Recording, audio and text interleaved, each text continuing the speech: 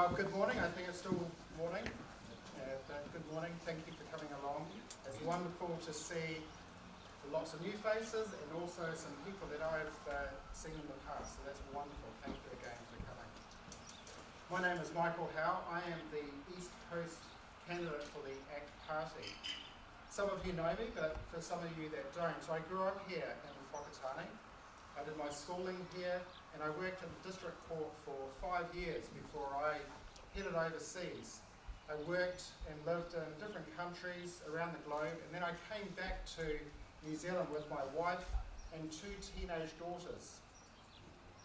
Yeah, 2 teenage daughters, right? You're like, oh, this guy's in trouble, isn't he?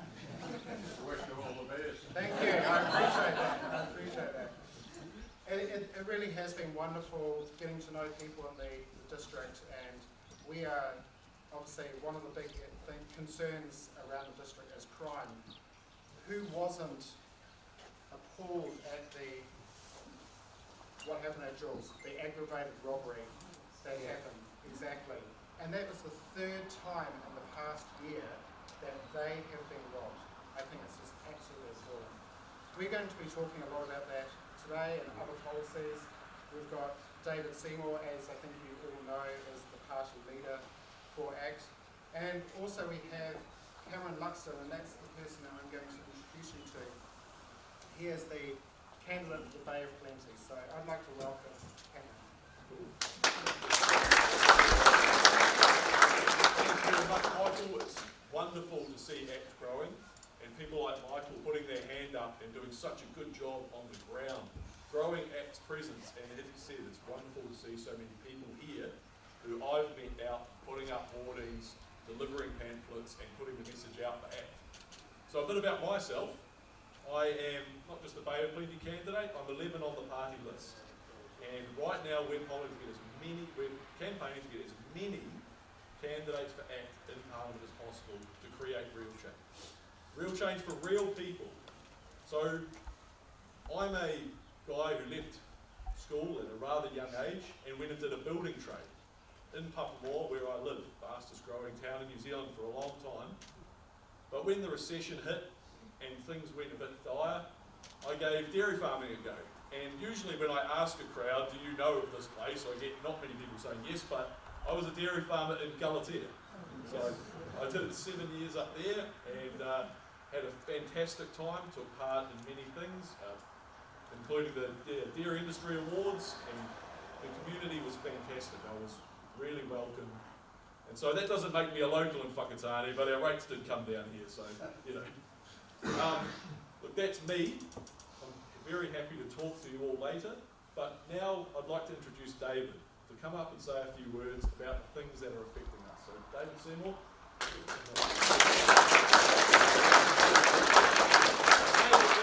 Thank you very much, folks. And Whakatane has a bit of an odd role in my political career, which I just want to quickly tell you about, then we'll move on to some more important stuff. The first time I came here was about 2018, and for some reason they thought I'd be an appropriate person to be the celebrity judge in Dancing with the Stars Whakatane. And it was a bit like the real thing, because partly due to the organisers feeding me Panhead Pilsner with each dance, the scores got higher and higher as the competition went on. At some point people were getting about 12 out of 10. It's a bit like Labour's inflation actually. And anyway, the next morning, for some reason, and I don't know why this happened, but I'd been invited and scheduled before I flew out of here to go to, actually I think I was driving somewhere, and I can't have flown here because I hadn't actually, I've been here quite a few times, but I've always driven from nearby. I've never seen your airport before. Wow, that's really creative, guys. I'm impressed, and I'm sure the pilots don't forget where they're going. But anyway, on my way out, I went by at about 9 a.m. on Sunday morning to the Whakatane Pistol Club, and they let me fire a few rounds, and I got this sort of cloud of panhead around me, and I was actually worried it might get ignited as I was trying to aim. But what I found was that these were wonderful people. These were people that were very family oriented. insanely focused on safety and didn't have a bad word to say about anyone. And I thought a year later, actually it was only months later, when our nation's tragedy in Christchurch occurred and our government decided, along with all other parties actually, New Zealand First, the Nats, the Greens, everybody, decided that the solution to that tragedy was basically to rush through laws that would effectively punish licensed firearm owners. I had a little thought in the back of my head, which was, are people like that really the problem here, or is there something deeper going on? And so, funnily enough, an experience I had here in Whakatane actually had quite a big effect on how things evolved for me and ACT over the years that followed. So anyway, I just share that. I also noticed that you seem to have more sunshine than anyone else in New Zealand. Would quite like to be able to share that around, actually, if you wouldn't mind. But I'm mainly here to talk about things that don't often get talked about. Because if I was to make an observation about what you see in the news media, a lot of what passes for political debate, we spend a huge amount of time talking about things that if you really ask yourself, you'd be unlikely to remember next week. And yet there are major long-term challenges that we really aren't thinking about or permitted to have a fulsome debate about at all. And I think what needs to change in New Zealand politics is that we need to spend less time talking about things that won't actually matter next week, and more time talking about what are the things that will decide the future of a kid born today. Because according to Statistics New Zealand, there'll be about 160 kids born in this country today, and the question is whether they'll grow up in a country that carries on the track that we're on, or actually has a real change to the future of our destiny. That is basically what this election is about. And I think there's, if I was going to name three big challenges, one of them is how do we make sure that this economy turns around and New Zealand becomes a first world nation and an island paradise again. And I don't think we're achieving that right now. And the second one is how do we make sure that New Zealand is a place where it's safe to get by? Because we have all these visions of ourselves. We think about being a great place to bring up children. But the truth is, people are now more likely to be victimised than ever before, far more likely than they were 5 years ago. And yet, all we seem to have is more sympathy for the offenders coming from our government. And the third thing, which I'll get to, is that, for hundreds of years, people have fought for civil liberties. The idea that no matter who you are, no matter your religion or your race or your sexuality or your gender, your beliefs, that you'd have the same basic rights and duties. This has been hard fought and hard won over a long time. And yet somehow New Zealand is now determined to try and be the first country in history to achieve equality before the law and then get as far away from it as possible and celebrate the fact as though it's some sort of clever new invention. It's completely insane. And so running through those things, I'll put up what I'm hearing elsewhere and what we think. And then open it up to you for a good old-fashioned town hall meeting, because what I find is the best approach to politics is kind of what you learn about social studies and about fourth form, that politicians are there to hear people's concerns and hopes, to put forward some proposals to make the world a better place, and then to ensure that the direction of the country aligns with the hopes and concerns of the people paying the bills. I would say now there's too much time debating things that we won't matter next week. Not enough time working on that alignment that's essential to the future and the sustainability of our country. If I was to start with the economy, it's pretty straightforward. This country needs to work out how we get sufficient investment into businesses, into infrastructure, and into the next generation's education, in order that we will be a place where people can grow up to have high-paying, interesting jobs connected to opportunity that doesn't involve moving to Australia or further afield. And right now, the biggest obstacles to that are a government that wastes too much, a government whose waste often involves creating extra red tape and regulation for people just trying to get by, and a government that is failing to deliver the investment in skills and education because the whole education system's been taken over by a political agenda rather than an investment in the best interests of those kids.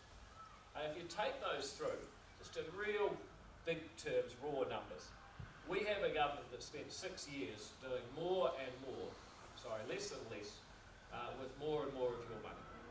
And what I see is, for example, a Ministry of Business, Innovation and Employment, which was always a stupid idea. It sounds like something Orwell would have been, not Stephen Joyce. But anyway, this MB has gone from 3,500 people in 2017 to nearly 6,000 today, a 64% increase in staff. And if I could just ask, how many people here run a business, actually have to do PAYE for someone else? There's a few there, yeah. Yep, that's pretty normal. That's pretty normal for an ACT meeting. There's, nobody, and put your hand up if you disagree, tell me I'm wrong, but nobody I've talked to who runs a business says, far out, I'm so glad MB have nearly doubled in size, because it's so much easier to run a business with all the help they're giving me now. It's actually the opposite. And you could go through every area, you take education. I spent a lot of time talking to principals. And principals tell me the Ministry of Education is their biggest impediment to better educating their kids. That's gone from 2,500 people to 4,000 people in the last 6 years. And nobody can explain how this is good for New Zealand, but it's extremely expensive. And if you go through each department, you find that this expansion of cost and meaningless activity is absolutely pervasive. And yet it gets harder and harder for people to do the basic work that they need to do. So we've got to get real about the quality of government spending. And what I mean by that is that every department needs a contract with the minister responsible to deliver certain outcomes. And if they deliver it, we actually should pay the chief executive more. I've got no problem celebrating success. If someone delivers and achieves their goals, and if giving them more money gets them motivated, and it attracts better people to take on the challenge, no problem with that. On the other hand, if they don't achieve it, we should fire them. At the moment, if you're a chief executive in the government, you get a 5-year appointment, and it doesn't matter how you perform. If the Ministry of Social Development gets thousands of people off a benefit and into long-term productive employment, doesn't matter. If they have a growing number of people languishing on benefits for the long term as they do now, it also doesn't matter. It doesn't matter what you do, it doesn't make any difference. But of course, if you don't uphold the principles of the Treaty of Waitangi, then you're in big trouble. And that is a core of our problem. We need to get our government focused on performance and outcomes in response to the democratically elected governments of the day, responding to the needs of the people who pay the bills. So our first suggestion is that we need to get rid of about 15,000 bureaucrats. That gets us down to 47,000. That happens to be the number we had in 2017, when, you may recall, New Zealand had a perfectly functioning government and was a modern, sophisticated society without the need for an extra 15,000. Then people say, oh, you're so heartless, how could you fire 15,000 people? I say, how can you keep taxing people to pay people who are not actually making the boat go faster? And by the way, they will get another job. Every day, 3,000 people start a new job. So it seems to me that in order for 15,000 people to find a new job, that's going to take about 5 days. It's not the end of the world, but people don't ask these basic questions. Equally, if you can save that money, and our alternative budget says there's too much waste. National Labour are arguing about whether their tax problems work. That's not the issue. The real issue is not the tax, the issue is the spending. If you don't have an answer to reduce government spending, and if you don't have an answer to get more with less out of government, then you're not going to solve the problem. Every household and business in this country has to do more with less. Why shouldn't government be tasked with doing more than less with less? That is exactly what ACT will be asking the next government to do, and indeed will be in there with the Nats, making sure that this is not business as usual but show up with a blue tie, rather it's actually real change to the direction of this country. And then you get to some of the activity that this bureaucracy does. You see, it's not just paying and giving up your money. Oftentimes they're actually doing harm and making it harder to make money, ironically, to pay taxes, to pay their salary in the first place. Let's give you a few examples. For example, education. I talked about that growing education bureaucracy. We once had a document produced earlier this year actually, a 72-page, beautiful, glossy leaflet. And this glossy booklet was about how to restrain a child. Now, the most left-wing school principal I know is a guy from Whakatane called Pat Newman. And Pat Newman, if he and I agree, you know things have gone wrong. Pat Newman said, are you seriously saying that if two kids are going at it on the field at lunchtime, the teacher's going to say, oh, hang on kids, I'll just go and get someone that's read the leaflet. I mean, but that's what they're basically expecting. And we decided, because we do things like this, to ask the Ministry of Education what it costs to produce this thing. Well, they said they didn't know, of course, but they did tell us that it was the equivalent of 7 years of work time to produce these 72-page booklet.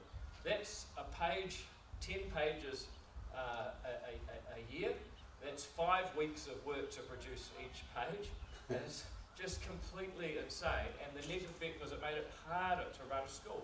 And you can make similar arguments about temporary traffic management. Before you can do anything, you've got to put orange cones everywhere to let them know. You can expand the same thing to early childhood education, anything to do with construction. Any farmers here? Yeah? Facing an avalanche of regulation. And anybody in finance, by any chance, anyone in banking? No? Well, yep. So, once again, before you can do any basic transaction under the CCCFA, you've been made to find out how much cat food they eat before you decide if they can, or buy, sorry, before they, but that should be, maybe that should be the test. You can't have a credit card if you eat cat food. That's the new law. But there's a serious point to this, that we think of ourselves, we have these dreams about New Zealand as a number 8 wire country with a Kiwi can-do attitude, making the boat go faster. Hillary was the first man to climb Everest. Lord Rutherford had to think because he didn't have much money. And the truth is that entrepreneurial pioneering spirit, that's a myth. The truth is most of us are just terrified that WorkSafe will come around, even for heroically rescuing people in an emergency. That's the reality that we face here in New Zealand, and it's got to stop. So what does real change look like? Well, first of all, we reduce the size of the bureaucracy. Second of all, we give them clearly defined targets. And third, we set up regulatory police within the government, because at the moment, you've got 1 million people making rules and no one checking what the costs and benefits of the rules are, or even if they know what the problem is. I know people are, oh, you've got to have more bureaucracy to stop bureaucracy, sure, but having a Minister of Regulation, someone who is basically the gatekeeper for making new rules and enforcing them on people, would be a welcome start, just like we have a Minister of Finance to check off spending, against the massive tirade of red tape and regulation that is deadening the life in this country and making us poorer than we otherwise need to be.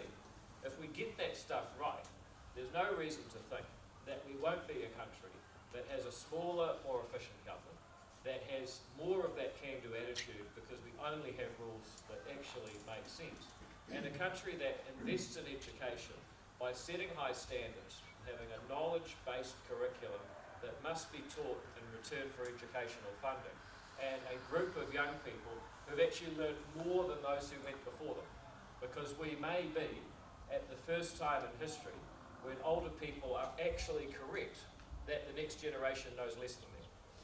It's a true story. You take kids in 2000, 15-year-olds in 2000, which is roughly me, we're about half a year ahead in their learning of 15-year-olds who are tested today.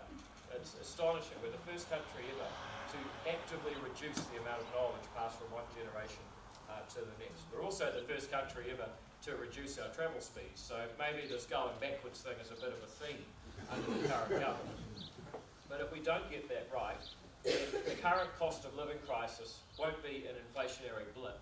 It will be an adjustment to a new normal, where instead of being a first world country in an island paradise, we're kind of a middle income country that's a nice place to visit. It'll always be a nice place, but there's lots of nice places in the Pacific. We actually want to be a special place with the best standards of living in the world, and we can be if we choose it. Right now, we're not choosing it. Of course, if you want people to come here and invest and make the most of it and stay here, it helps if you don't get your stuff nicked all the time. I don't just mean nicked by the IRD, they're taking out about $130 billion a year from hard, honest working hard-working, honest people. I'm talking about the ram raid, the gangs, the common thieves and the crooks who are running rampant. And they're running rampant because of a total failure of values. They're running rampant because we have a government that has tried an amazing experiment of letting people out of jail, being kind to criminals, and giving an IOU that they're going to be kind back. And unfortunately, I could have told you what happened when you let 4,000 people out of jail. They've committed crimes before, they commit them again. And unfortunately, I could have told you what happened if you asked criminals to be kind back to you. If they were kind, they wouldn't have been criminals in the first place. We've abandoned the basic idea that there are rights for people who follow the law and consequences for people who break it. How often do you read a report on a crime and the sentencing, and there's more of the story is about what the judge said about the offender and their background and how terrible it all is, than there is about the victim and how they've suffered and how they may have suffered in ways that they will never get back. But that somehow doesn't make the news. It's not the emphasis in the criminal justice system. And one of the reasons that we need ACT in the next government is to flip that pendulum back. We've shown how we can build more prison capacity, how we can build youth corrections facilities, how we can increase sentencing by changing the Sentencing Act to put the victim and the community's safety and the public interest at the heart of sentencing rather than the offender, and how we can start getting serious about rehabilitation by saying you don't get out of prison until you've learned to read and got a driver's license. Because at present, we let people out after a third of their sentence, with no skills, no networks, no income, nowhere to go. We give them $320, say off you go down the road, please don't reoffend. Guess what? 70% of them are back inside within 4 years. It's a chronic failure, financially, socially, crime-wise, at every sense it's a failure, and yet we continue to tolerate it because we're busy talking about things that we won't even remember next week in our media and will pass us for political debate. So we say the ACT Party needs to be part of the next government in order that real change in our attitude to justice will occur, and that people who follow the law will have some rights again, people who break the law will face some consequences, and that whole idea that New Zealand is a great place to bring up kids will actually be more than an empty slogan, but once again a reality in our country. And finally, there's something that I think needs to be debated honestly and healthily, but so many people hesitate to raise. In fact, I hesitate to raise it, but I think it's critical that we raise it. And that is the simple question of what our treaty means in 2023. Now, I know what it says. We could all read it. The question is, what does it mean? And more importantly, who interprets what it means? You see, for the last 50 years since the Treaty of Waitangi Act 1975, Parliament has said that there are principles of the treaty. But Parliament, the highest court in the land, directly elected by the people who pay the bills, has never tried to say what those principles are. And into that vacuum has stepped the Waitangi Tribunal, the courts, the public service. Pretty much everybody but the people have filled this vacuum and defined the Treaty of Waitangi as a quote-unquote partnership between races. And the ACT Party's view is that the treaty is no such thing. We believe it's a wonderful document that starts off by saying that the Crown has the right to kāwanatanga, or the right to govern. Now, kāwanatanga has been a source of lots of controversy because people say, oh, these chiefs didn't realise that the government would mess with every aspect of their lives. Well, actually, I agree with the chiefs. I think the government does far too much too. I think if Captain Hobson had been a little bit more honest, he'd say, look guys, it probably doesn't seem like a big issue now, but you know, one day there'll be millions of people here, and they'll set up a government and they'll start something called WorkSafe, and they'll be coming around with clipboards, and you won't be able to do anything. And then they're going to form the 67 territorial local authorities, and then they'll pass something called the Resource Management Act, and those guys will come around. You won't have any tino rangatira-tanga or self-determination on your land. In fact, that's the second article, self-determination, the right to decide how you live your life and how you go about living your life on your land and your villages and your family. That's what the government has said should happen. And yet, what we find is that the government all of a sudden has started to define the treaty as something totally different, a partnership between races. On the other hand, when I read it, the government has the right to govern. People have the right to self-determine, to live as they want to live. I start to think, and this is what I first had the thought that a few people find controversial. I believe if those chiefs were around today, they'd be voting for ACT. We've actually had a number of people who have come out of the woodwork voting for ACT, Kate Shepherd being another one. I got asked about Sir Edmund Hillary. I actually met Ed, I'm not sure if he would or not. But there's also Maui, who you may know fished up the North Island. He would be voting ACT because there's no way that the Environmental Protection Authority would allow them to do that today. So he would be voting ACT on account of, and they also call it seabed mining, they call it bottom trawling, what he did. So Maui would be voting ACT because he's sick of red tape and regulation.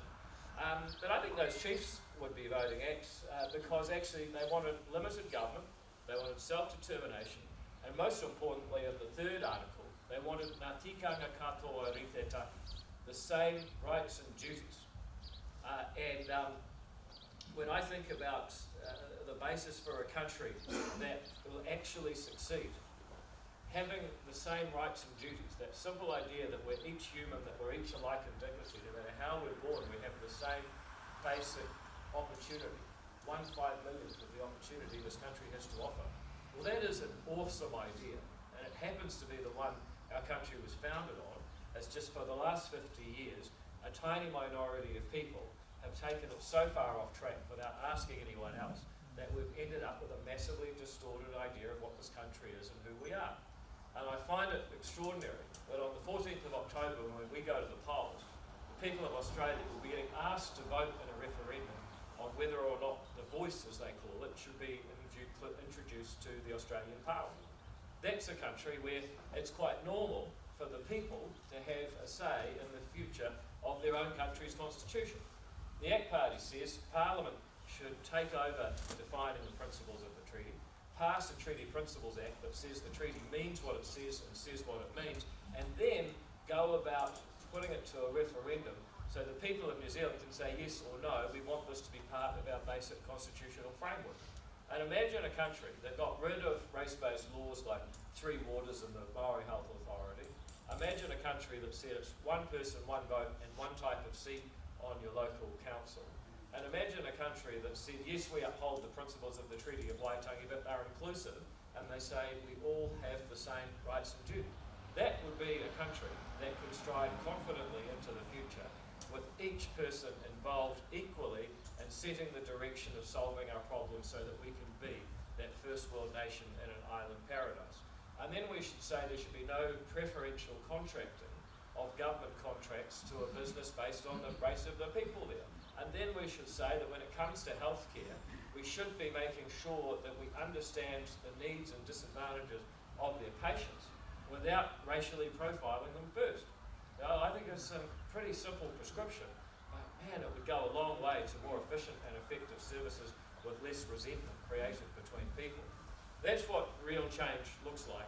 It's a vote to say that we don't think New Zealand is going in the right direction. We don't think that just getting back on track is quite enough. We know that we need to tack off in a new direction that takes some of the best values from our past and applies them to our future in a way that we can all be proud of equally. And if we do that, we set good goals for government, get quality out of government spending, we define the role of government as a regulator, make sure they only regulate when they've defined the problem and the benefits of the law exceed the cost. If we swing the pendulum back to say, yep, it matters to rehabilitate prisoners, we just want to do the kind of rehabilitation where we lock them up first. And then we say the true genesis of this country is not a partnership between races where your role in this society depends on who your ancestors were. You know, we don't like the idea that today you can be responsible for something that happened 200 years ago, but if you commit a crime last week, you're not responsible for that. And that's at the heart of our problem. Then I think this country has a very bright future. Yes, we face challenges. Yes, things are tough. But the values that we bring to the table are able to make New Zealand a success story again. And if that sounds like you, I ask you to do three things. come and say hello to me if you like. If you'd like to do that, then please give us your party vote if you agree with what we're saying. If you agree with what we're saying and you think, oh, I'd like to give my party vote to ACT, but I'm so worried I'll take a vote away from National, let me be straight with you. You will be taking a vote away from National. On the other hand, it's okay. They're barely using it. They may not even notice. But you are still putting your vote in the bucket for change. Your vote is still going into the same pot. The only difference is that you're dialing up a stronger brew to make sure that we don't end up with a change of government, but it ends up being, yeah, okay guys, business as usual, but we're a blue tie on Monday. It's actually got to be a real change of government. And once you've got that idea committed, then here's something else I can ask you to do. Here in this town, wherever you may be in New Zealand for that matter, you are far more influential in your circles than I'll ever be.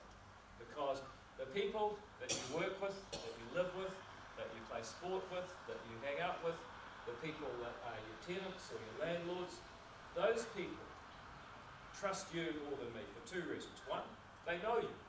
They probably don't know me. Two, I'm a politician. You're probably a good upstanding citizen. So who are they going to trust? You saying that you're going to give your party vote to ACT, well, that actually has a powerful message. And it doesn't have to be word of mouth. You literally go up to them and say, you can say that. I'm going to give my party vote to ACT. It could mean putting a sign on your fence. That has a powerful impact. It could mean sharing something on social media. It could mean forwarding one of our emails to someone saying, look, if you had a look at this, it's actually quite good. You giving them license to support ACT is far more powerful than anything anyone on my campaign can do. And yet, we do need a campaign. There's one final thing that I've asked people to do. If you agree with what we're saying, and you're not entirely confident that the editors in the media companies or the algorithm setters at the social media companies can be relied upon to accurately reflect what I'm saying, if you just have that suspicion, then what I can tell you is that all of the above people are highly susceptible to advertising dollars. And if you'd like to try and get a message that you believe in reported to more people directly from us, then helping us buy advertising is hugely powerful. Now let me just give you one example. I had someone who gave us $500, and I said, look, thank you, that's very generous of you. I said, no, you don't understand. You see, I'm on the old age pension. I said, and I know how much that is. I thought, far out, mate. I almost wanted to give it back, but it's election year, obviously, so. And what I said to this guy, I said, look, I'll do you one better. Some people know Graham Hart, he's the richest guy in New Zealand. He very kindly gave us $100,000, which we're very grateful, and that's been publicly reported, there's no secret there. I'm going to write to Graham and say, look, mate, this guy gave us $500 and he's on a pension. Now, relatively, you're holding out on us, mate. Now, I haven't actually sent him that email because I'm not completely stupid, but there's a point in the story. Some people go on our website, give us $5. Everyone can give, and if you're able to give more, then you can help us reach people who can't afford to give themselves. But the only way that we get our values shared, we do our best with media, we do our best with meetings. This is a fabulous number of people, but there's another, by my estimate, 20,000 people in the Whakatane district that aren't here. In order to reach them, we need people who share your values to help us do that, and that involves paid advertising. And we're at the stage where we've fundraised everything else. We're paid for Big Hunky the bus. Everything we do now goes into more ads to reach more people. So that's my three asks. Give out your party vote. Ensure it's a government of real change. Tell other people to do the same, and help us reach yet more people through paid advertising by donating. If you'd like to give $5 on our website, please do so. If you'd like to give us $100 grand, please send me immediately after this meeting. However, that is my speech, and as promised, the second half of this is the bit where we hear what you've got to say, because every place I go to, there's a lot of common themes. The stuff I've talked about I hear just about everywhere, but every place has different themes as well. And so sometimes just the questions people ask can give me a different sense of what's important to people. I think it's really important that we hear from a wide range of people. So I get one person with their hand up, I'm going to usually get 100. It's the first one that's the challenge. Anyone got a question or anything I said? Yes. Just got a question that you were speaking about before, like for instance, steelers. Just recently, the last 2 weeks, I've been dropped significantly around here. There's a Whakatane road ruins now, 8 kilometres an hour. Now, I've driven these roads for 50 years, never had a problem. Right? Never. We've told 10 people have died in 10 years, or I'm sorry for the 10 people that died, but they don't tell you how they died. Was it drink, driving, drugs, or everything else? Probably the state of the roads. But what I'm getting at is, are you looking at repeating that? I mean, it's stupid. It's just it's dangerous. People, I've seen them just in the last 2 days getting really aggravated behind cars that are doing 80 kilometres an hour. Yeah, absolutely. So this whole road to zero thing, in my view, is just nuts. It's not based on strong evidence. There's not enough intellectual rigour in government. So if you do everything on the politics of emotion, you say, well, look, you know, the slower people go, the less likely they are to crash. If they crash going slower, they're less likely to be harmed. So therefore, actually, I know what you should do. You should just stop driving. But of course, you know, at that point, people miss out in other ways and get endangered in other ways. So it's actually about having an intellectual rigour to ask the question, will these speed limit reductions really save lives for the benefits they bring about? And that's what I was getting at with our regulatory initiative, saying we've actually got to decide what problem are we solving and what are the costs and benefits. Okay, we're trying to solve the problem of getting less deaths. What are the benefits of dropping the speed limit? As you rightly say, sir, if the people that died were doing 160, then dropping the limit from 100 to 80, I mean, you can't legislate against stupidity, unfortunately. I was going to say that. Yep. So if the people were driving pissed, well, actually, it's not much safer driving pissed at 80 than driving pissed at 100. So actually, and by the way, the simple solution is stop people driving pissed. How do they make that decision? Who makes that decision? Well, this was who decided on road to zero? Well, this was Whakatane, or the department formerly known as NZTA. Yeah. So our view is that, first of all, stop doing it, because it's just a massive waste of time and money. And then for the ones that have already changed, ask yourself, was there a cost-benefit analysis? Is there actually any proof that this change is going to leave people better off? And if not, put it back. So our view is we just got to stop this road to zero nonsense. I talked to Greg Murphy a bit, who has some much better ideas on how, because the road toll is a problem. I mean, it's about as bad now as it was in 2013. It plummeted from 2013, from 2000 to 2013. In fact, it plummeted from the 70s. 2013, it pretty much hit a low, and since then it's flatlined. And that is a disaster, because you think about how much safer cars have got in the last 10 years. The number of deaths should be dropping. But actually, it seems like the roads have got more dangerous, and the road toll stayed the same because the cars are sucked up. Now, you know, that shows that we're doing things wrong. And I think we can do a lot better to keep the roads safer. But right now, all we're doing is frustrating people without getting any benefits. So I hope that helps. Sir, you got a comment on that one? I put it to you that the road toll was dropped, because if you do it by the number that die, yeah, but in reality, the number of cars on the road now are bloody way higher than then. The death per number of cars are way down. Death per kilometres travelled will be way down. So in reality, the road toll has dropped, if you look at it in a different aspect. Well, sir, I agree with you that deaths and serious injuries per billion kilometres travelled is the right measure to use. But that's what I'm looking at, and I can tell you that DSIs per billion kilometres travelled has been flat since 2013. So you're absolutely right in your logic, but I've actually, that's the exact data I've looked up, and that's what I'm relying on. Yes, sir. A few years ago, the government took away the tools for parents and teachers to discipline kids. Yep. And I know in New York they had the broken glass syndrome, where, you know, that's where Broken window theory. where it was. It's like kids don't have respect or any consequences these days, and that's, you know, you're talking about building more prisons.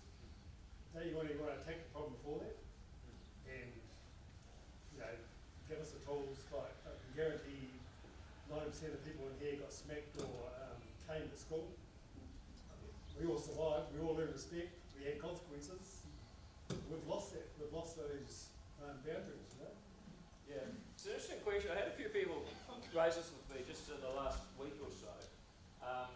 Is the anti-smacking law of 2008 the reason why STEM society is changing? It's a good theory, and I want to look into this more closely because I'm not sure. And the reason I'm not sure is that yes, that law was made 15 years ago now. The number of people that are actually prosecuted, and certainly amongst parents I know, it hasn't actually changed their behaviour at all. So I agree the law was passed. I agree things have got worse. It would be tempting to conclude they're connected. I don't know if that's true, but it's something I actually got to look into. There's still kids getting beaten up. Oh, I agree. The bullying in schools has never been worse. Yeah. And you're also right that domestic violence against kids has never been worse. But that was already illegal. You know, the smacking law was almost, it was a pointless piece of legislation. And John Key, went along with it, which I think was a very national thing to do, to join with Labour to look good, but letting New Zealand down along the way.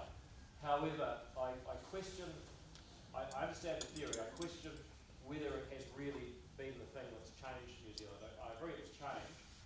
I just, based on the fact that almost no one's prosecuted on it, I don't know if it's really had an effect. I suspect if you ask most parents, they wouldn't know there is an anti-smacking law. Would be my guess. But I'm going to check that out. Sir?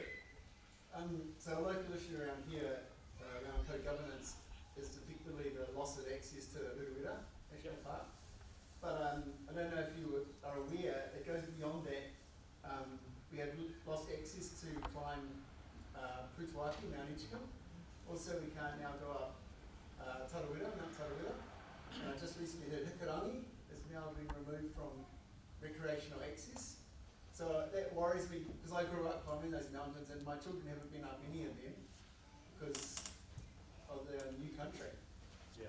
And that really stresses me out. Yeah, so let me just start by saying there's a little bit of a difference between those and Three Waters or Maori Health Authority, just because part of it is to do with Tuhoe's treaty settlement. And in that case, it's difficult because we're not going to reverse treaty settlements. On the other hand, in many instances, it seems like the Crown is not properly enforcing the settlement for the benefit of all people. And certainly in Te Uruwera, it's just crazy what's going on with burning of huts and getting into the he said, she said, and whose fault it is a long time. And even within Tuhoe, there's considerable disagreement. But I agree that DOC needs to totally change its attitude. At the moment, DOC's view is that they're there to uphold the principles of the Treaty of Waitangi. And the principles they're upholding are basically pro-Maori but not pro-Crown partner. So the first thing is the treaty shouldn't be seen as a partnership that way. The second thing is that the principles that they should be upholding are the ones I talked about, that everyone has the same rights to duty. If the DOC were to behave that way, I think they'd have a starting point that there should be access for everyone, and they'd be making that a condition of further cooperation, rather than rolling over and just banning people's access. I also know in this part of the country, down in Western Bay, Taupo, there are some challenges where even if the law is universal access, people are reported having difficulty getting access, and I think at some point the police are going to have to start enforcing the law and taking exception to the kind of harassment that's been occurring. So I largely agree with you. I'm a bit cautious around treaty settlement, but for the most part, DOC has to start upholding the law for all people, and the police may need to make sure that people can practically access areas, not be intimidated the way they have been. Is that address your question? Okay. Well, where are we going next? Sir, yep, you're closest. My question is around voting. Yep. And the question is, what in your mind is the fundamental difference between ACT and national? And the second part of my question is, if I was sitting on the fence, why would I vote for ACT as opposed to national? Yeah, that's a really good question. So the reason I'm not an ACT and I'm an ACT is that I don't want to spend my life trying to beat Labour so I can keep their policies. I want to change New Zealand, and I want to instill the values that I think are important to our future. And in particular, I want the values that everybody has the same basic right to make a difference in their own lives, regardless of where you're from. And we're failing at that. You know, we're failing to give a lot of poor, disadvantaged kids opportunity, but we're also trying to divide people up and treat them differently. It's like a double loss. You know, we're failing to ensure that our government is efficient and effective. And the National Party's response is basically, we'll change the tax system slightly, but keep spending just as much money. Well, I think that's hopeless. And, you know, I've seen too many times the National Party campaign from the right and govern from the left. So the fundamental difference, you will hear them say many similar things. The difference is we ain't kidding. We actually do want to change New Zealand, right up to the point that we won't take the baubles of office and implement bad policy. You know, if they don't want to do real change, then we'll still make them govern, and we'll still support them to keep Labour out. But we'll also sit there and negotiate vote by vote to make sure that the real change occurs. And some people freaked out when they say, oh God, you can't do that, you've just got to. I said, no. New Zealand has had enough of wasteful government spending, over-regulation, educational mediocrity, division by race, too much crime, not enough consequences, and if we're going to get real change in that equation, it's going to require something different from all the other times. And the thing that's different this time is an ACT party that at least 1 in 10, and in some polls 1 in 5 voters are supporting. That gives you a mandate for real change. Sir, yes? I don't really mind bilingual signs, but I object to the government departments and so on all being called by Māori names now. And it makes it extremely difficult for people who don't obviously understand Māori, but also people who are coming in from overseas, you know, new immigrants to New Zealand. You know, they've changed the name of the country, and we had a flag referendum. We should have a referendum on the name of the country. You know, as far as I'm concerned, it's gone a little bit too far. And also road signs, I'm really concerned about. If the top sign is going to be in Māori, you're going to spend longer reading the English name underneath it. If it's going to be bilingual, the English name should be on top and the Māori name underneath.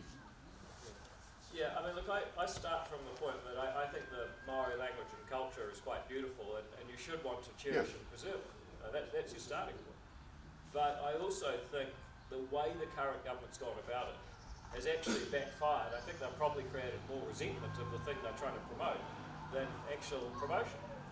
The other thing is I'm actually a trained electrical engineer, which doesn't necessarily make you the life and soul of the party, but it does make you very practical. And my view is that, you know, language is about communication, and in fact engineering is about sending signals. And if the people that are receiving the signal can't decode it, then your communication doesn't work. So I think that, you know, people have a right to be able to navigate their government, and it should be done pragmatically, using the language that most of the people paying the bills can understand. And it's not for or against Māori language, it's just what works. And I'd give you one example. There was a new department in the police, and I'm usually not so bad, but I can't remember the exact name. But it's a new Māori name for the enforcement agency of the police. Now, a whole lot of people who were firearm licence owners received this email, and they binned it because they didn't recognise it. If it said New Zealand Police Firearms Authority, they'd be like, oh, you know, I better read that. But they didn't. Now, that's really important information, and surely you should put that information in the format that's most likely to be understood, would be a sensible thing to do. Unfortunately, that wasn't done, and you know, it could have had really serious consequences because it was important information. So that's really critical. Finally, you know, I hear what you say, that I represent the Epsom electorate. You know, 17% of the Epsom electorate are Chinese. Many of these folks have grown up in a country where English is their second language. They're saying, we're just getting to grips with one language, now you want to put every government information in a third language. So, look, ultimately, you know, they choose to come to New Zealand, they're going to learn the local language, but I think it's particularly annoying for people who, you know, have just got comfortable in one language, or maybe getting comfortable in one language and are now required to understand another one. So, all valid points, but I think the most important thing is that, you know, we're in favour of the Maori language and culture being cherished. It's just taking a pragmatic approach to making government work. Sir, yes. I've been involved with community patrol Good for you. for over 10 years. And so we work with the police, so we see what's going on. And most people here would be astounded at the crime that's going on in the program. I mean, we've got school students walking into areas, picking up their car and drink and just walking out not paying. We've got people in supermarkets that are filling up their trolleys, walking out and not paying, and the staff can't stop them. But I'll just sort of just mention now, but my question is, like if I buy a house, the bank owns the title deed and has the house as collateral against the loan. Who are we borrowing the money off? We're here about the country's debt. Who are we borrowing the money off, and what are they using as collateral? What are the government putting up as collateral? What do we owe? Yeah. Well, first of all, good on you for doing community patrol. I've actually just been involved in instigating a community patrol in Epsom, which we haven't had one before, but due to the increase in crime, there's more and more demand for community patrol in New Zealand, and it is a wonderful initiative. So good on you. If anyone hasn't heard of this or might be interested, it's well worth supporting your local community patrol. Shouldn't the police be patrolling? Well, sir, the thing is, no matter how good the police go, there'll always be people who say, I think I want to do more, and I think we should welcome that. But, I mean, I agree with you, but...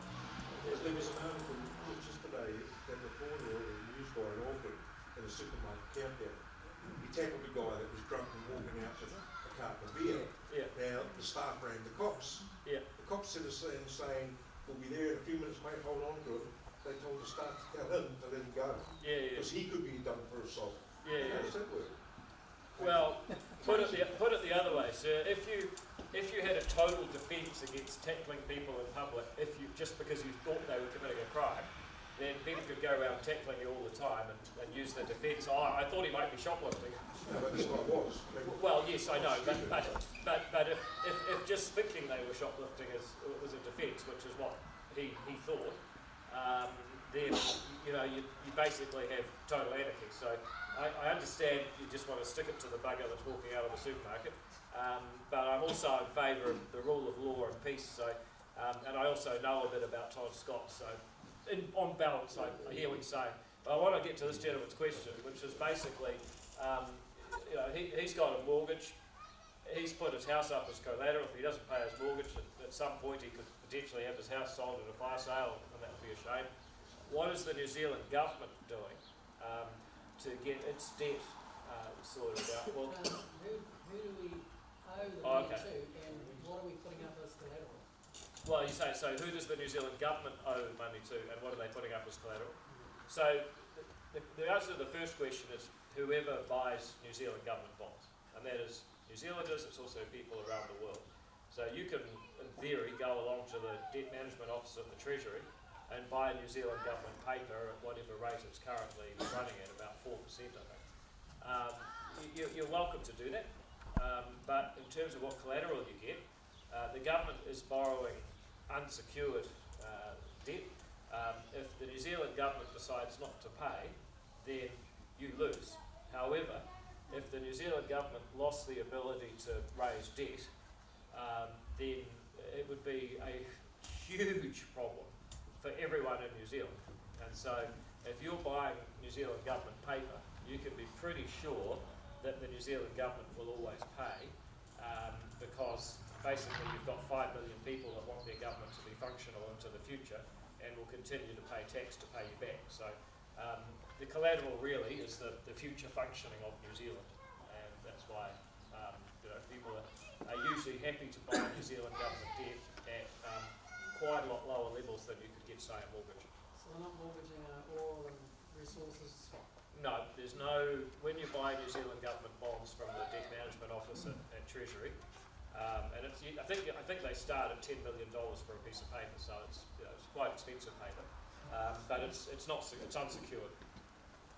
On the other hand, government's likely to pay it back, isn't it? So, just wondering about school lunches and what that is going to do, and that a lot of kids just waste the lunch, they don't eat it. So is there any kind of research and monitoring of that? Yeah, look, the free school lunch program, in my view, is just absolutely crazy. I understand the need, I understand the politics of it, but the truth is that 25% was wasted.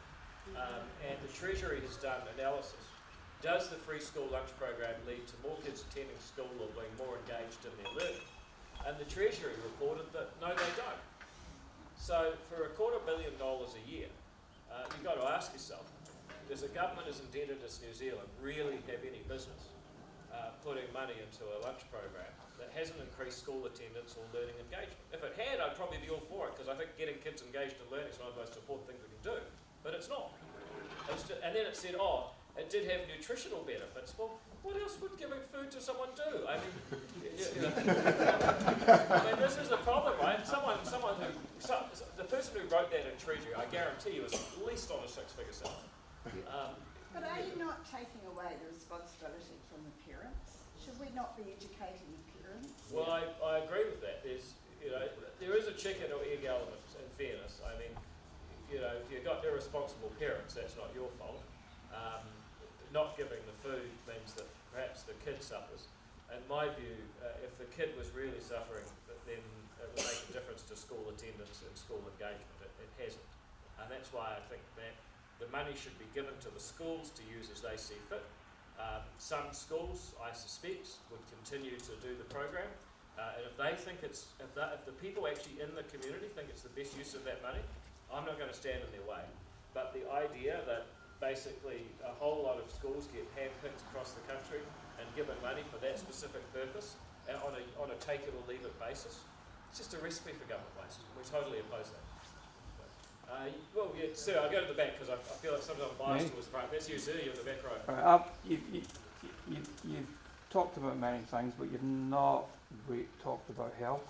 Oh, sure. Yep. Which, given the demographics of Whakatane and a lot of New Zealand, the vast majority of people, especially in the room here, will be either access health or will be accessing it in future.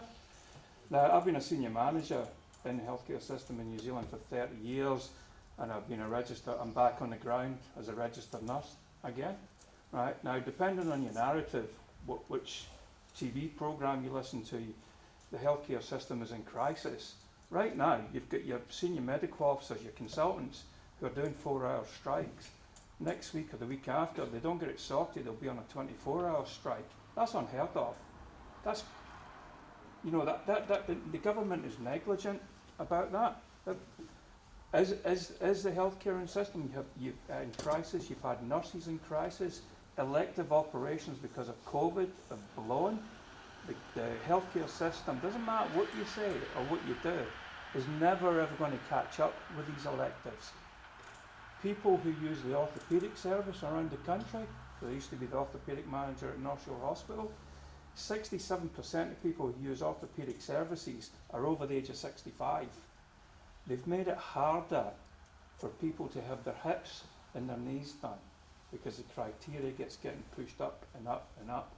We have a high immigrant nursing pool coming in to boost up the numbers. We have about 1,100 to 1,300 nurses who qualify in New Zealand every year. Where are they? I don't see them. You see some of them who are qualified. Where have they gone? They haven't all gone to Australia. So how are we going to solve this? Because if we don't solve it, it's going to get worse and worse till we can't solve it. Yeah, no, it's a fair question, sir, and I haven't talked about health, and that's not deliberate. And I hadn't noticed that this audience was of an age that they'd be particularly interested in health, to be honest. So, no, but that's the reality. Yeah, I know. So, look, a couple of things about health. I mean, the number one answer and issue around health, and some people say this sounds like a cop-out, but it's the truth, is that if you want to make New Zealand healthcare work, the number one thing we've got to do is make Australia disappear. If it wasn't for Australia, everybody would be thrilled with the New Zealand healthcare system. It's the fact that you've got a comparator that is vastly better, that is paying 40 or 50% more to the same people, that is setting the standards where they've got far more GPs per person, far more nurses per person, and as a result, we look like we've got a bad healthcare system. And there's two things you can do about that. Either the whole country gets richer and can afford more stuff, or you do more with less out of our healthcare system. And the truth is that you're not going to be able to do one or the other. You're going to have to do both. So there's certainly a whole range of things that we can do to make healthcare more efficient in New Zealand. For example, this government has waged war on any kind of private provision. They don't like GPs because they're private businesses. Their funding's been flat. Our alternative budget would increase GP funding by 13% one-off, then continue on the track it's on. We would make it easier to get health professionals into the country because the Medical Council, the Nursing Council, the Dentistry Council, or the Dental Council, they have, they should be in charge of their own profession, but they have no incentive to let more people in when there's a shortage. And so we would have a ministerial override that they have to let more people in. For example, there are nursing training courses that are accepted in Australia for enrolled nurses rather than registered nurses, and the Nursing Council won't accept them, whereas the Australian health system does. So we've got to make it easier to people to get qualified and trained, and especially people who are qualified in other countries to come and work here, because we've got far too many barriers to that, and we're not so wealthy that we can afford to be snobs and actually decline people who have worked in other similar countries such as Australia or the States. Brooke Van Melden, our healthcare spokesperson, had something about that recently. The next thing is we've got to make greater use of private facilities. For example, often, there's a surgeon there, but they don't do a surgery because they don't have a theatre ready. Well, actually, there's more private theatres being built. There's more capacity. They do it more efficiently than the government does. The government trying to build any kind of capital work. It sounds like the beginning of a bad joke rather than an actual strategy for getting more healthcare. So I'm a Deng Xiaoping sort of guy. He was one of the better presidents of China. And he said, it doesn't matter if the cat is black or white so long as it catches mice. And that's what I believe about public versus private. I'm not in favour of either. I'm in favour of getting stuff done faster. If you start to take some of those approaches, then you will start to get a bit more value for the money that we're spending. But ultimately, if we don't get really serious about productivity and economic growth in this country, then in another 10 years' time, in another 20 years' time, we'll be looking back and saying how good the healthcare system was in 2023.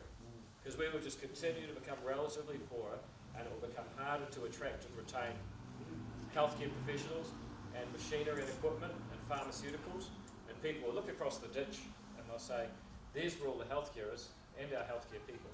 So, lots of little tweaks we can do on efficiency, but one of the main issues is that this country wants first world living standards, and with the lack of attention on the economy for the last 20 years, can't afford them anymore. Yes, sir. During the actual disaster, we had a moment's claim on climate change, and the regional council wanted to spend a whole heap of money to lift our stock bank about 8 or 4 million. And right behind it, we're going to build a marina apparently. And then your MP the other day said that we haven't got a float for emergency. Is that X stance on it, or? Well, I think what Simon Cord, our MP, said is that the theatrics of declaring a climate emergency in Parliament was stupid. And it was offensive because while Labor and the Greens declared a climate emergency, they actually did nothing to prepare for real emergencies. So take the Climate Emergency Response Fund, $4.5 billion of revenue from the ETS. You all paid it. And up until February this year, not 1 cent of that $4.5 billion went into adaptation, i.e. getting ready for the effects of extreme weather, rather than trying to reduce New Zealand's emissions, which maybe we should do, but don't kid ourselves it's going to make any difference to global climate. No. What will make a difference is what the US, India and China do, and Europe to some extent. So we have to do our bit, but we're shooting ourselves in the foot if we think that putting Kiwi farmers out of business, putting Kiwi cement manufacturers out of business, Kiwi urea manufacturers out of business, putting New Zealand industry out of business is not going to ensure that New Zealand remains competitive. But what it will do is it will make sure that production shifts outside New Zealand's borders to places where their emissions are higher for the same amount of production. And so we actually have the potential to shoot ourselves in both feet by being overzealous. On the other hand, we need to accept that there is a change going on. There is extreme weather events. And for people that doubt that, I'll just give you one little example. I was talking to someone who happens to be a quite strong ex-supporter involved in fishing. And one of the problems they have is that fish are moving south because the water's warmer. And New Zealand's divided into a whole bunch of quota management areas. But one of the biggest problems with the quota management system is if you catch fish you don't have quota for, then you have to throw it back, but if it's already dead, that's a problem. It's called bycatch. So these fish are moving to different parts of New Zealand in response to the water warming, and they're buggering up fishing in quite a worrying way. So that's an example of the kind of practical effect that's happening that we do actually need to deal with. I'd just say that these guys did the parliamentary theatrics, declared a climate emergency, didn't start thinking hard about how do we adapt to what is changing, and then wasted a huge amount of money trying to reduce New Zealand's emissions in ways that are actually net harmful to global emissions. So X says we've got a much simpler approach. We need the emissions trading scheme to stay, get rid of the Zero Carbon Act, connects New Zealand's emissions to our top 5 trading partners, cap them there, have the ETS option every year, let people pay the percentage on emitting a tonne of carbon, and then just get out of the way and let people make decisions. And for the revenue that comes out of the ETS, we should actually give that divided by 5 million as a cheque to each citizen each year. Why would you do that? A couple of reasons. One is you want the ETS to be around for 50 years, so it's got to be something that no incoming government will mess with. And once people know that they're getting a $200 cheque, if you come in and campaign and say, oh, we're going to take that away, oh, no way. So that's really important for political durability, but it also gives people an incentive to think hard about what choices they make, because if you take the $200 and use it to fill up your V8, you're effectively just putting it back into the ETS. If you make lower carbon choices, then it's basically free money. So this is the simplest, most efficient, politically durable way to deal with climate. It doesn't force industries overseas, does get people invested in it, and doesn't involve this massive climate change commission bureaucracy that just messes things up. So that's a few ideas about how we go about it. And I think we could do far, far better with climate. And I suspect that whatever happens, in time, the whole country will end up with ACT's approach to climate, because it's more politically durable to give people the money, and it's more economically efficient to run it on a carbon pricing scheme rather than government subsidising all different industries, and it is better for the planet not to send New Zealand broke and have carbon leakage. The only other thing I'd say is we should have a split gas approach, and we should never put methane or nitrous or other biogenic gases into the ETS until our trading partners are prepared to, because putting the most efficient farmers in the world out of business is probably the stupidest climate change initiative I've ever heard.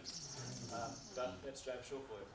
Or James Offshore, as I prefer to call it. Now, sir. You haven't really touched on a fraction of what gentleman asked a question before, but my number one issue is law and order. Yep. Like you go to Western Australia, where two of my kids live. Over there, they've banned even gang members having tattoos. You cannot have gang tattoos, right? In New Zealand, in Whakatane, it's a joke with the gangs. Every town, Bay Plenty, Te Teko, Kario, Taniaki, has got a friggin' gang. Yep. And what do the cops do about it? Mamsy, Pamsy, actually can get the cops. The police station in Whakatane's not open in the weekend. But, I'd love to have a government that clamps down on gangs, just makes them illegal, just comes down so hard on them that they're wiped off the face of the earth. So, People are sick of it, just absolutely sick of the gangs. yeah. Well, me too, and I notice it in the bay. Sitting at Mount Maunganui and watching the greasy dogs go past or whatever. Yeah. I tell you what I think. I think trying to ban a gang, and I have cousins in Western Australia too, and I'm not sure it's a good place to base much off, to be honest, but banning them isn't going to help. What will help is cracking down on the antisocial behaviour. And so what we're interested in doing is things like gang protection orders, where someone that's on the fringe of joining a gang can get an order from the court saying you can't associate, or you'll be picked up and put in prison. Now that gives them a plausible deniability then they can say, well, look guys, I'm sorry, I literally can't, unless I want to go to jail. Then I'll be separated from the gang. You know, the next thing is, we say, look, you know, the gangs are attractive to people because they're making a lot of money. Now, at the moment, you know, if you're in a legitimate business, you've got to go through AML, FATCA, you've got to pay tax, I mean, it's just a nightmare. If you're in a gang, they're bringing $500 million a P, and they're only getting 50 million a year seized. To my estimate, that's a 10% tax rate. Now, even ACT is not allowing legitimate businesses to have a 10% tax rate. So I think that we need to dramatically change the civil asset forfeiture law to say if you're on the national gang list, you've got illegal guns, and you're dealing drugs, it's open season on all your assets. Because ultimately, you know, you can say you're going to ban gangs, but I mean, these people aren't actually stupid. They will reappear and do the harm in different ways. You've got to target the harm. So we make it less profitable, give kids an off-ramp, make sure they don't have guns, and once you do all of those things, you're in a much better position. Right, sir, back. You mentioned that people don't tend to trust politicians, you know, in jest, but of course they don't. Now, I'm in real estate and they don't trust us either. No, welcome, sir, fellow kindred But the spirit. question here is that I have to pay $700 to the REA every year for a license in order to continue Spend 1.5 practicing hours as a real learning estate agent. about And if I break the rules, they take away my license and I can't buy and sell houses anymore. Yep. But there's no consequences to politicians behaving badly. Yep.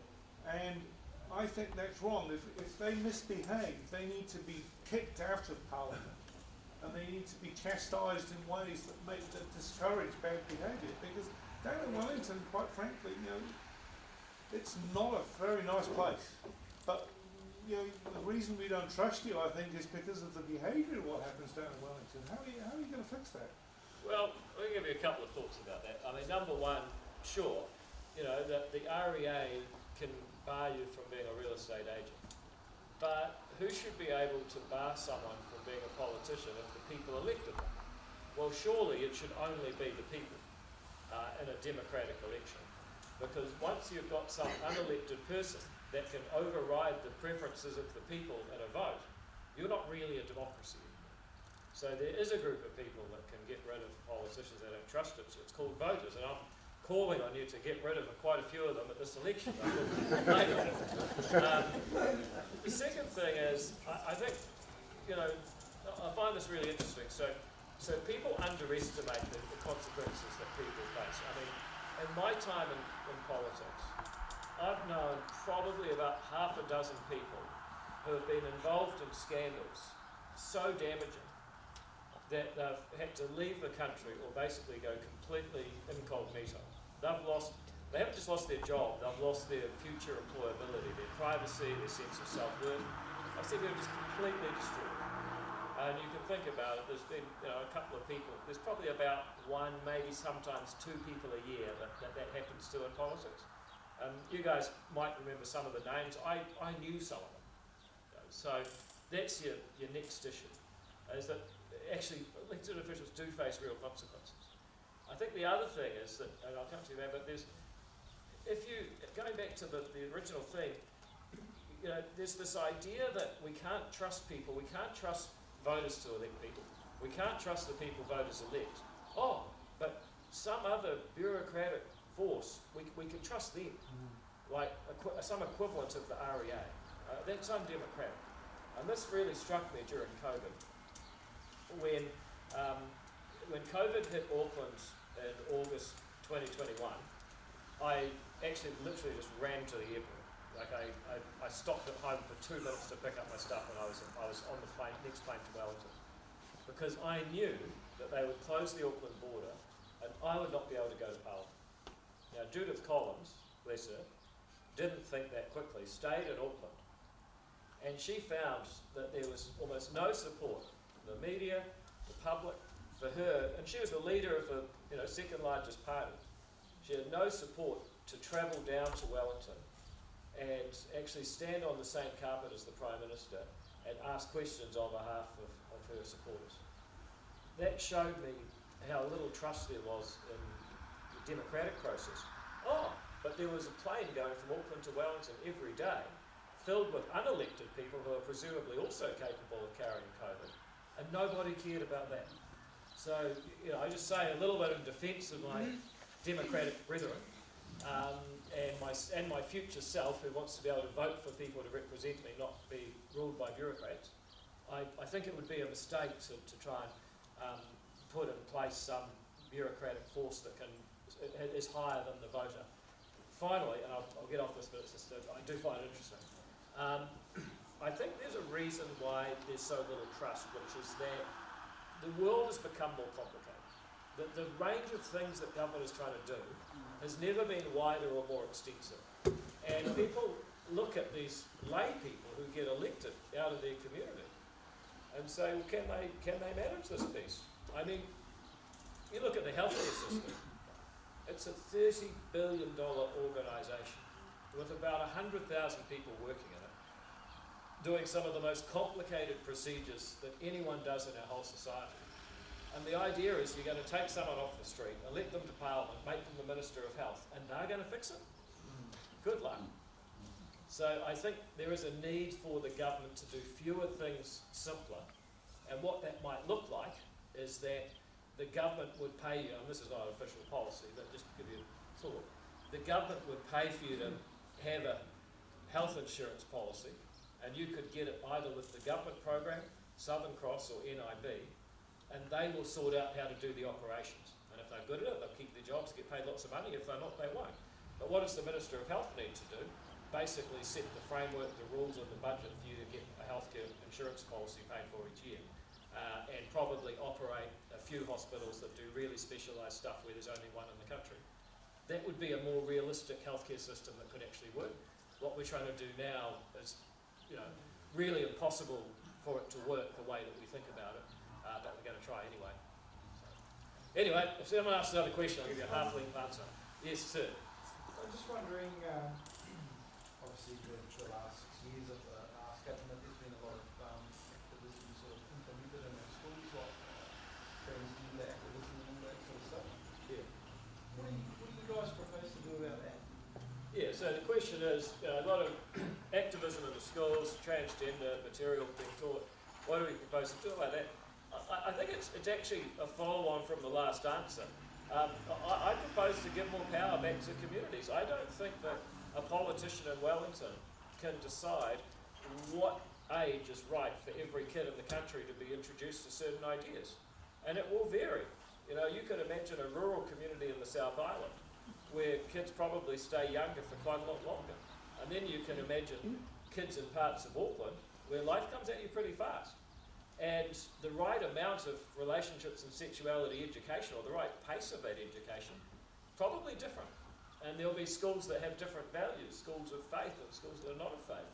So I think the right answer is, again, for the Ministry of Education has just ballooned, to stop forcing ideas on people, to stop trying to use schools as a site of social engineering, and say, look, their job is to provide the resources, but boards of trustees and principals should make that decision. And I'd put it to that's the only way that people are going to end up happy. Because if you really believe that you're going to elect, Superman or Wonder Woman to be the next Minister of Education and they're going to fix it, I guarantee you they won't. I don't think anyone can do that. A decentralised system is the only way forward. Don't you think though that it's also coming from the universities as well, as that academia, they're all pushing all this agenda? Oh, yeah. I mean, that's it's not just the transgender, it's binary agenda, it's everything. Well, whereas we should get back to learning the basic things at school that actually uplift our community. Yeah, no, look, I totally agree that, but this is a bigger question, right? It really comes back to postmodernism and the philosophy that's been dominating universities for decades now. It really goes back to the 60s, this idea that there's no universal truth, there's no common humanity, there's just dominant discourses and narratives and different identities. And I think that's totally crazy. But it's actually a worldwide thing, that everyone has a truth and a narrative, and everyone has to listen to each other's truth. And all it does is it divides people up into smaller and smaller groups. They've even got a word for that, they call it intersectionality. So, my view is, how do you stop that? well, it's pretty hard for a politician to stop an academic trend, but we can change the design of institutions so that your local board of trustees, who probably have more common sense than your local university, can actually decide what they will and won't teach. And if you take that approach, I think you're in a better space. And over time, you get kids that get to those universities and they say no, and eventually they become academics and your intellectual culture improves. I think also, frankly, we should stop funding a lot of what passes for research and a lot of what passes for universities. I mean, actually reading some of the academic papers out there is just mind-boggling. The level of intellectual mediocrity of this identity politics is just crazy. Anyway, I've just got to check the time. How are we going? Oh, wow. Okay, so it's now 5 to 1. This has gone on way longer than 3. Oh, ma'am, at the very back, you've got a question. I feel I've been front biased, so we'll take this will be the last question. Okay, so I have a question about education in New Zealand and the lack of that people actually want to be educated. Okay, because I think education is not very high on the level of people's mind. Maybe it is because we don't have the competition in this country. And, you know, I feel this country is run by corporates, by big corporates, you know, in the food industry, the construction, you know, some of them. And I think, so what does a young person actually need to get to start a new business, to do something, you know, and not just for the first 3 years to get $10 million and then stop the business and sell the business off. So how do you would do this, you know, to engage young people into having a future, to look at, okay, we can do this, we can compete, we can create something, and we don't have to compete with corporates where they just buy us off. Yeah. So I think the gist of the question is, look, you make education as good as you want, but people don't have enough ambition to go to school and build up a business and create their own success. Look, I think in some ways that's a little unfair. I think, you know, while we tend to focus on the people that aren't working and the people that aren't doing well at school, you know, there are a lot of Kiwi success stories. I think where there's a difference is that government is not helping, and far too often it's hindering. Yeah, but people they're who try not to succeed. staying in New Zealand. They leave New Zealand. That is the problem. The problem is if they have a good education and if they succeed with something, they leave. I mean, companies they left. Yeah. Fisher and Paykel left, you know. Then sent sold the business. I mean, ma'am, you know, obviously some people will leave New Zealand. That doesn't change what we need to do, which is to have high quality government services that cost less and do more innovatively, to have a regulatory state that makes it attractive to take risks so that smaller companies can get started and take on the big guys without having to wade through thickets of red tape on the way, to have an education system that means any kid born in this country has a place in their community they can go to where a knowledgeable adult will transfer them valuable academic knowledge. You know, those are the things we can control. I can't change people's underlying attitudes. I can't stop people departing the country. North Korea does that. I don't want New Zealand to do that.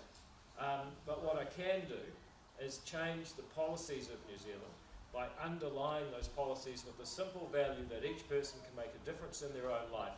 No matter how they're born, what their background, they have 1 in 5 million. And the opportunity in this country has to be an equal opportunity. And if we get that right, you might find that the same values that drive that culture start to show up in unexpected places because they shape the experience that people have growing up here and the kind of lives they want to lead. They make it more attractive to stay here. So, I mean, you've got to focus on, there's a lot of frustrating things, but rather than focusing on the things we can't change, let's focus on what we can change. Well, and you that is can change things. You can stop this, you must give a bit more breeze in this corporate controls, like with the, you know, with the groceries. I mean, that's crazy what's going on. Ma'am, I think I think I'm going to struggle to sell you an optimistic vision. I suspect you'll always find something. But look, this has been a great meeting. I've really enjoyed hearing from everyone. I hope you've enjoyed what we had to say. I hope that I've given you some hope and that you will give your party vote to ACT. Tell those around you to do the same.